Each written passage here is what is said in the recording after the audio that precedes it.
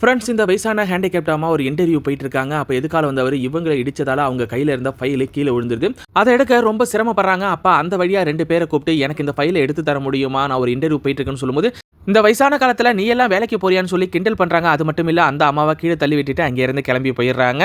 அப்ப அந்த வழியா வந்த ஒரு பொண்ணு அந்த அம்மாவுக்கு ஹெல்ப் பண்றாங்க. எங்க போகணும்னு கேக்குறாங்க. இது போல இந்த கம்பெனிக்கு இன்டர்வியூ போகணும்னு சொன்னோனே அதே கம்பெனிக்கு தான் நானும் இன்டர்வியூ போறேன். வாங்க உங்கள நான் பத்திரமா கூப்பிட்டு போறேன்னு சொல்லிட்டு அங்க இருந்து அழைச்சிட்டு போறாங்க.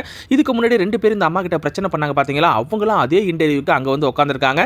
இந்த அம்மாவை பார்த்த உடனே பாத்தியாடா இந்த கேள்வி தான் நமக்கு போட்டியா அப்படின்னு சொல்லி சிரிக்க ஆரம்பிச்சாங்க. அந்த பொண்ணு செம்ம டென்ஷன் ஆயிடுறாங்க. இல்ல இதெல்லாம் விடுமான்னு சொல்லிட்டு இருக்கும்போதே உள்ளே இருந்து அந்த கம்பெனியுடைய மேனேஜர் வந்து அந்த பொண்ணு செலக்ட் ஆயிட்டாங்கன்னு சொன்னோனே அந்த பொண்ணுக்கே ஆச்சரியமா இருக்கு. எப்படி இன்டர்வியூ வைக்காம செலக்ட் பண்ணீங்கன்னு கேட்கும்போது, இன்டர்வியூ முடிஞ்சிச்சு. இவ்வளவு நேரமா நீங்க ஒருத்தவங்களை கிண்டல் பண்ணிட்டு இருந்தீங்க பாத்தீங்களா? அவங்க தான் இந்த கம்பெனியோட முதலாளின்னு சொன்னோனே எல்லாம் ஷாக் ஆயிடுறாங்க.